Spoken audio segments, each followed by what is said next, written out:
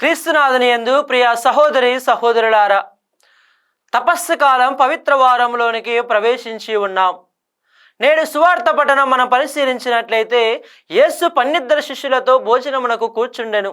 వారు భోజనము చేయుచుండగా యేసు వారితో, మీలో ఒకడు నన్ను శత్రువులకు అప్పగింపనున్నాడు అని పలికినప్పుడు 12లలో ఒక్కొక్కరు నేనా నేనా అని అడగసాగిరి.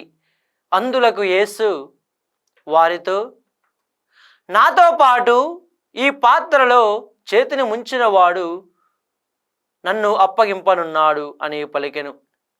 యూదా ఇస్కారియోతు 30 వెండి నాణెములు తీసుకొని యేసును శత్రువులకు అప్పగించే సమయమునకు ఎదురుచూచెను. ప్రియ సహోదరి సహోదరులారా, యేసు ప్రభు తన తండ్రి యొక్క చిత్తాన్ని నెరవేర్చుటకు తన్ను తాను సిద్ధమవుతున్నాడని ఎరిగి ఉన్నాడు.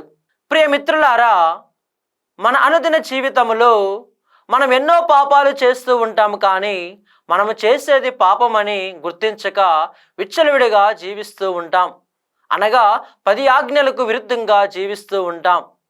యేసు ప్రభు మన పాపాల కొరకై తన వీపును అప్పగించాడు. మనకు నిత్య జీవితము కోసం తాను ఎంతగానో శ్రమిస్తూ ఉన్నారు.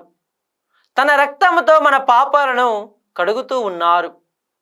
కాబట్టి ప్రియ సహోదరి సహోదరులారా, యూదా ఇస్కారియోతు వలె కాకుండా ఒక నిజమైన మంచి క్రైస్తవుడిగా ఎటువంటి పాపములో పడకుండా ఈ యొక్క పవిత్ర వారములు మన హృదయాలను పవిత్రపరుచుకుంటూ దేవునికి దగ్గరగా జీవిస్తూ దేవునికి ప్రియమైన కుమారులుగా, ప్రియమైన సేవకులుగా జీవించాలని ఈ పవిత్ర వారం మనకు తెలియజేస్తూ ఉంది.